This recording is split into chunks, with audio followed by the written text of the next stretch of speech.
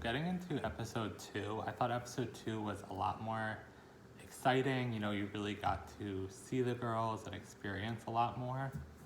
So episode 2 opens and it's the girls in the pork chop lounge voting with the lip syncs like on All Stars of who they think should go home. So because they don't really know each other, they're kind of just voting on first impressions. So you see who a few of the girls chose, and then it kind of comes to a tie between Elliot with 2 T's and Utica Queen to go home. And then there's a tiebreaker. Elliot with 2 T's is ultimately the one that's voted out. So then, you know, the winning girls walk into the workroom and are chatting. And Ru brings out Elliot with 2 T's, actually gets to join those girls for this week, which was kind of cute because, you know, Ru throughout the episode just talks about how just because you're the first to go doesn't mean that, you know, you're not a star or you don't have more to show. You know, I think we've seen that from other girls throughout RuPaul's Drag Race. Girls that leave early, they really still have a lot to show, and it doesn't really mean anything that they didn't, you know, succeed. Maybe it just was a hard challenge. You know, a lot of girls went home, like Miss Vanjie and Soju went home on the first episode because it was a sewing challenge, and maybe they weren't as strong at constructing a garment. And obviously Miss Vanjie was brought back and was like a huge star in her season. So it just depends. Same with Shangela. It was a construction unconventional materials challenge that sent her home the first time. And when she came back for season 3, she did a lot better. And then when she came back for All Stars 3, again, when she came back for All Stars 3, she did really well. Like, she almost could have won. So I thought that was a nice message. It kind of wasn't, they kind of made it seem like, hey, like, girls, like, guess who's here? And then they bring out Elliot, and Tina Burner's the only one that had ever met Elliot. So it's kind of like, the other girls are like, who is this random man? Like, I don't know. So, so they do it's like the spring and fall runway, but they decide to make it day and night, to kind of change it up, because they did spring and fall on season 7 and season 12. So Gottmik was first. I thought her day look was really cool with the latex and kind of the rainbow and the sky and the flower shoes. I just thought it was a really cute look. Her night look I also thought was really cool. She also did more of a natural skin tone because she is known for doing like the white face. But I feel like throughout this episode she really went for more of a, you know, natural her skin tone makeup look. So, and I thought her night look was cute with, you know, the pasty and showing her top surgery scar. I thought it was just a nice look. Next was Candy Muse. I wasn't a huge fan of either of her looks, honestly. I think the first look was very, like, Renaissance looking and kind of like, what was this look kind of doing? And then the second look, I thought the second look was better and more like night, but then obviously there's that huge hole in the back.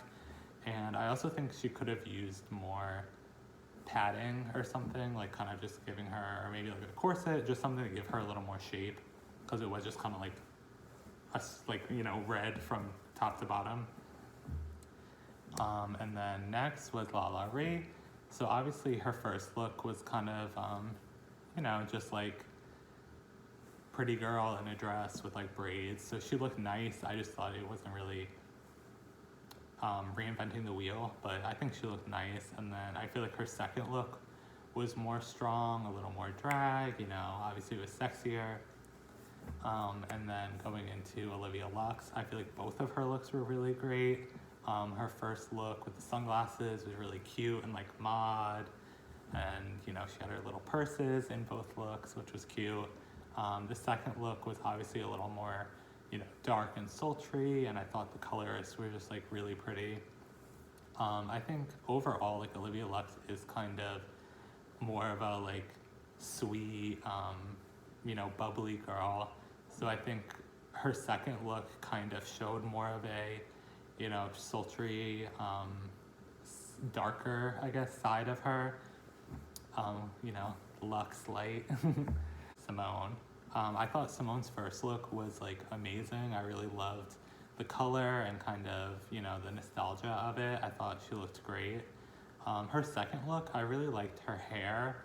The outfit I wasn't as big a fan of. I feel like it just looked a little disjointed to me, but I don't know if maybe it was a reference to something that I just wasn't aware of. And then with Tina Burner, I thought both her looks were okay. The first one, like she said, was kind of like Carrie Bradshaw, which I could kind of see. It was very kind of like gaudy, you know, with the tutu and like a lot going on the top. The second look, I feel like there was something like odd about it to me. I don't know. I feel like it was just very flat looking because it was just like solid latex in different colors. I just wasn't a huge fan of it personally. Elliot with two T's, her first look was kind of, it was cute. It was just like kind of like basic, you know, the beret, you know, just Parisian woman. Second look I thought was really strong, and it really showed, you know, she's from Vegas. She's a showgirl. It really gave that and showed her personality and like where she's from. So I thought that was really great. So then RuPaul announces that they're going to be recording verses for the song ConDRAGulations, which I love those challenges. I love like all the songs that they do on this season. I like listen to them on my Tidal app. I just think they're so much fun, and it really, I just feel like they're actually like good songs. Like when the girls write their own verses, they're fun and you get their personality. But then they show them rehearsing, and obviously they recorded their verses kind of separate because Got Mick is like visibly taken aback when she listens to her verse, and it expresses that Got Mick is a trans man. On the show, at least for me personally, I kind of forgot that Got Mick didn't really talk about their gender situation, because obviously like in the promos, in her entrance, in confessional, in, you know, seeing her on Instagram, I obviously knew that she was trans. So like when she had that reaction, I thought that she just didn't like the sound of her voice or something. It didn't really connect to me, at least, that she hadn't told the other girls. I kind of had forgotten that. But I do think it was really important for them to show that throughout the episode, kind of Got Mick's struggle with her gender. And, you know, there's a lot of debate about, you know, valid drag, but it's like, who's to say what isn't valid? And just kind of for her to talk about her experience with her gender and like gender dysmorphia, I feel like that was really important to give visibility to that, because it's something I'm sure a lot of people go through and it's very normal. So to kind of have that shown on TV, I think was really important. Yeah, and obviously they're like planning the choreography together, and, you know, Ellie with two T's kind of takes a back seat to, you know, immediately being like, oh, like I'm a dancer, I'll choreograph the whole thing, because, you know, she was new in the group. She didn't really want to rustle a lot of feathers. And also, you know, when you take on that role of like leading the group, especially with a lot of big personalities, it can be difficult with like, you know, people talking over you or being like, oh no, like we shouldn't do that. And we kind of have seen that in seasons past. And to kind of be like responsible for all of the choreo, because obviously that's going to be brought up if it doesn't go well. It's kind of a big burden, especially for her who was like eliminated 3 times. I don't think she really wanted that. So I can kind of see why she took that back seat. But then she kind of, you know, stepped up a little more as they progress. So then in the performance, so I obviously am not a musical producer, but listening to all their verses, I feel like the song kind of sounds, I enjoy the song, but it does kind of sound like a collage, because I feel like there wasn't a lot of direction on exactly, I think it's a couple different things. I guess ConDRAGulations doesn't have a clear beat, I guess, that kind of like instructs how you're writing it. So for example, at least for me, I understand the order that their verses came in with the music, but kind of like I understand the order the verses came in with the girls. It kind of made sense to me to a certain extent. You know, they had their runways in that order. They had, you know, and it made sense. Elliot with 2 T's was the newest, so she went at the end. But for me,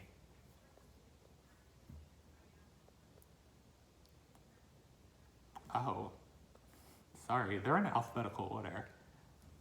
So that even, I guess, makes more sense. Like, it's, besides Elliot with 2 T's being at the end, which made sense to me theoretically, they're in alphabetical order. So that was kind of how they assigned them. But I feel like any girl's verse kind of probably could have fit anywhere, so they probably could have, like, mixed them around. But, like, for example, I feel like Gottmik and Simone both had kind of, like, the same pace of their verses. Like, it really just went at the same kind of slower tempo. Then Candy and Tina are, like, spitting. Like, they're like, like, they're, like, spitting a bunch of words at once. Then Lala Ree and Elliot with 2 T's are, like, in between those two styles, where they're rapping, but it's, like, the same like Candy Muse and Tina are 500 words, whereas, like, you know, Elliot with 2 T's and Lala Ree are in the middle, kind of like medium, you know, not fitting a billion words in there. And then Olivia Lux obviously went in a completely different direction and is singing her verse, which really made her stand out. And that kind of seemed like, to me, looking at all their verses separate, kind of puts her maybe at, like, the bridge, like, at the end. Like, she's the last person to go. And even, like, the studio version, there's a chorus between Tina and Ellie with 2 T's part. So, like, that would have made sense to me to put her, Olivia, at the end, because she did kind of have that completely different style of verse. So I don't know, like, to me, if you wanted to go, like, slowest to fastest rapping and then Olivia at the end, it would be like Gottmik, Simone, Lala Ree, Ellie with 2 T's, Candy, Tina Burner, and then Olivia. But, you know, it just didn't work out that way, and it's still a cute song. With her performance, Gottmik was, like, okay.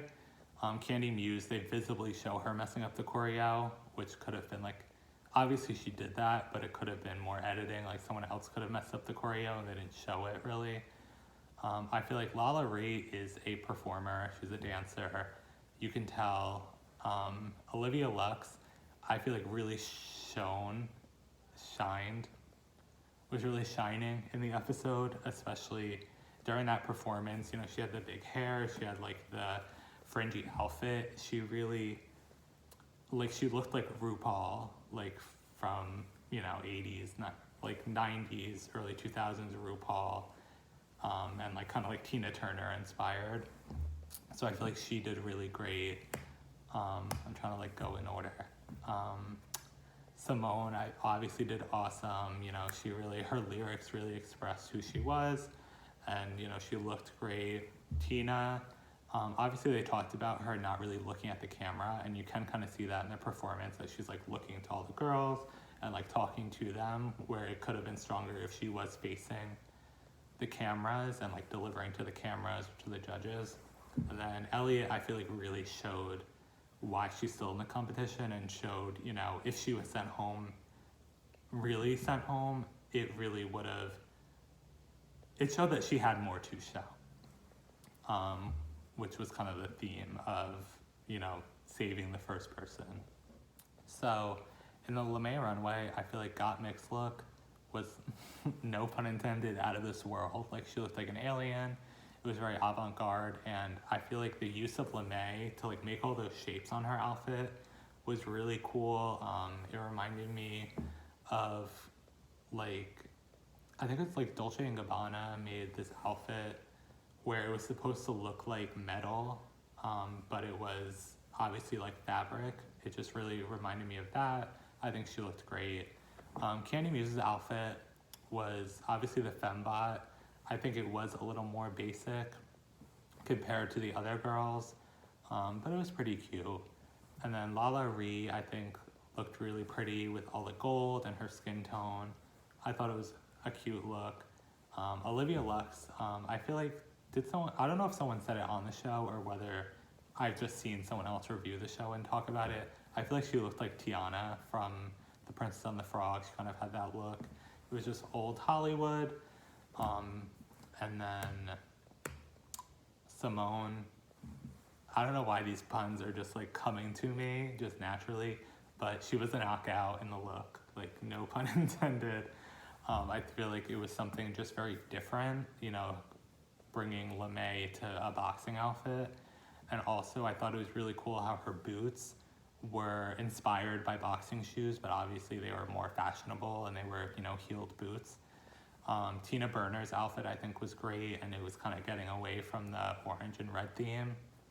So, and I think that was like being the Tin Man was really smart, and like to have the heart was awesome. And then Ellie with two T's, I thought she looked pretty. I thought it was a nice look. I thought the dress was pretty. Decide not to eliminate anyone and to have a top two. So it's Simone and Olivia. So in my opinion, I think Olivia would have won the episode if it was a regular episode. I think her runways were really great, and I think she did the best in the ConDRAGulations performance.